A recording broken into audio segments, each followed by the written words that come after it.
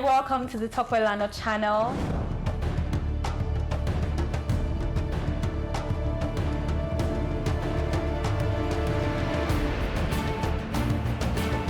It's another exciting day, another exciting video. Please help me welcome Dr.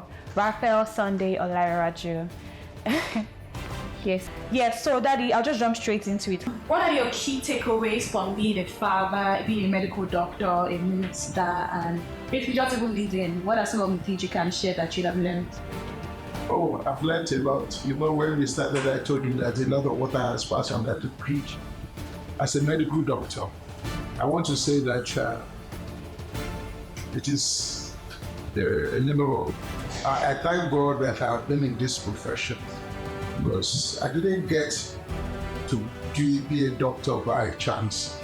I intentionally, wanted to be a doctor, and God had helped me to be a doctor. My experience started when I was in the primary side, when I had a terrible headache. And it took a long time for the headache to go. It did me all sorts of medicine, including local, traditional medicine. They even gave me some that would have made me to go out in the night, to go and do what we call transference. They say I should grab something off my head, go to a junction and drop right in there. And the first person to get there in the morning would have caught the headache. Hey. But I didn't do that. Thank God. But from that time, I made up my mind that I wanted to be a doctor. And I had a dream also when I was in primary 5. When, as I entered the house, I saw a little girl on the staircase. Danny? Yes, I think that would have been you, because you are the only baby girl I had. And the girl said, "Welcome, Daddy. How is your hospital today?" Therefore, and everything about that dream had come true. 1, I've been a doctor. 2, I have children. 3, I have a daughter. 4, I have a duplex that you can climb the upstairs. And 5, I have a hospital that I'm managing. Therefore, all that has come true. And I believe that's God of it. Okay, so I want to ask. It is good to be intentional about your choice. About your choice and God will help. What if somebody doesn't agree with you, particularly a stakeholder and guy over the choice you want to make? I thank God I didn't have anybody that would have objected to it. Nobody objected to it. But I think, that's part of life. If I've had parents or brothers or sisters who say, "Oh, you will not do this, you will have done that, you will have done that," I think God will have sorted me out. We want to thank God for the opportunity to be a father and to impact life, not only to your own children, but some other children, both physical, biological, and spiritual children, and then people that are entrusted unto you as a leader. Now, the things that I know specifically talking about the home front, things that are very critical that I have learned is 1, that we must know that children are the heritage of the Lord. And that's that God will take care of them.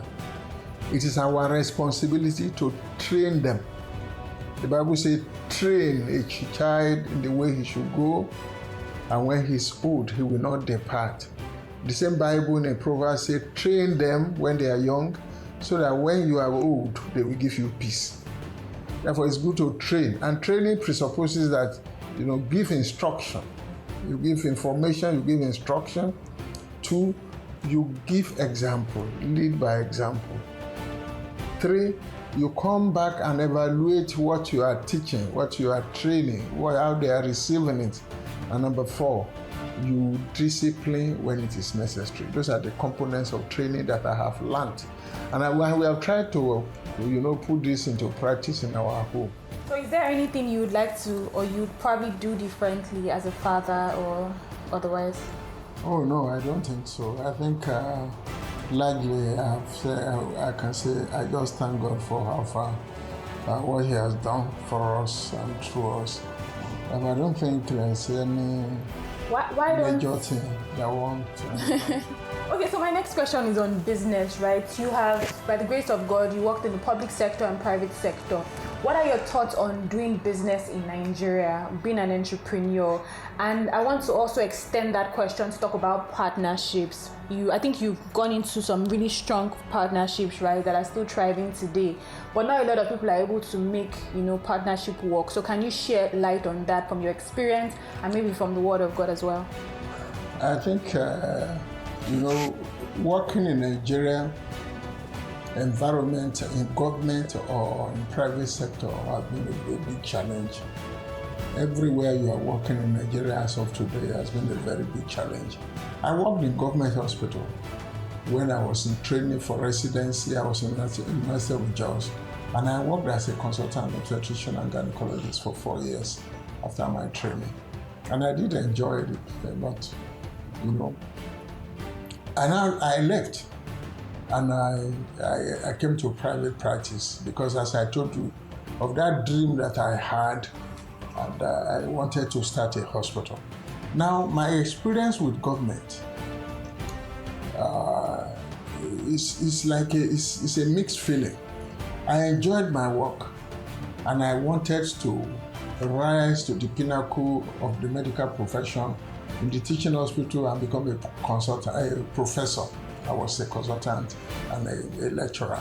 I wanted to become a professor before I actually left. But I didn't, two things made me to leave. One was the condition of service. And what I mean by that is, the lack of equipment and necessary infrastructure to work. Which is still the case? Yes, I was a young consultant. I wanted to work, I was enjoying my work, and I was very busy. But there are times you just get to the hospital, they tell you no oxygen to bed. They tell you no blood to put.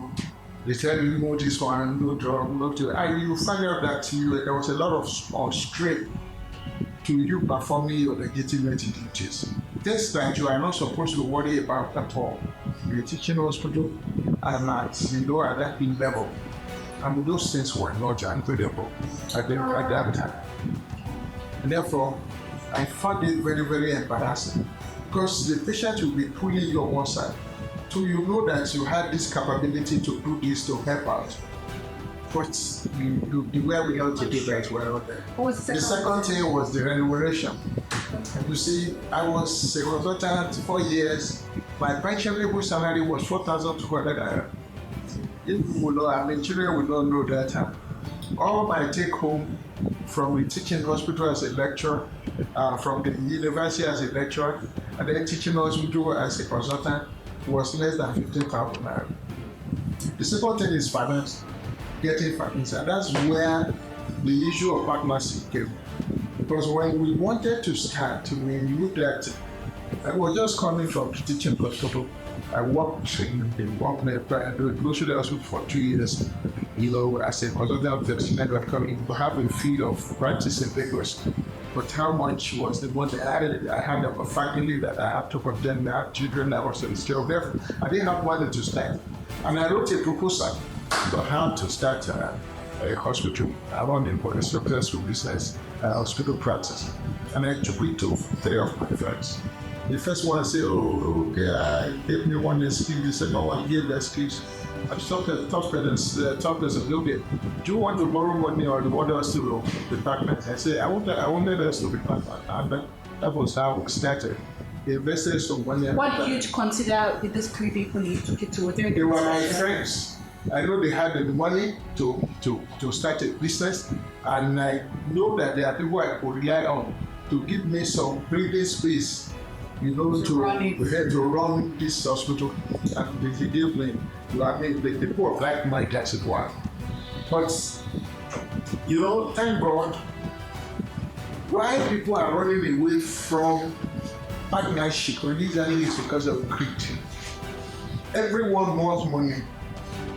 Everybody will not look like, if investors will not even give you time to develop this place there, to develop a business before you start to have money. And we had that problem for few years, but when my partner now saw that we are faithful in the way we handle money, because from the first day I told them, bring your brother to come and be in charge of money. They will know whether or not I was still until today. Because God has helped us to put structure in place from day number one, I have been on salary myself. You see, what we make a success, or what will make a successful partnership would be one, if there is transparency. Two, there must be intelligence. We're registered or somewhere in proper way. Get things done properly. Keep good record. Let's be transparent in the way you handle fracasses. Don't, try to cheat your partners. If the partners see that you are transparent and everything is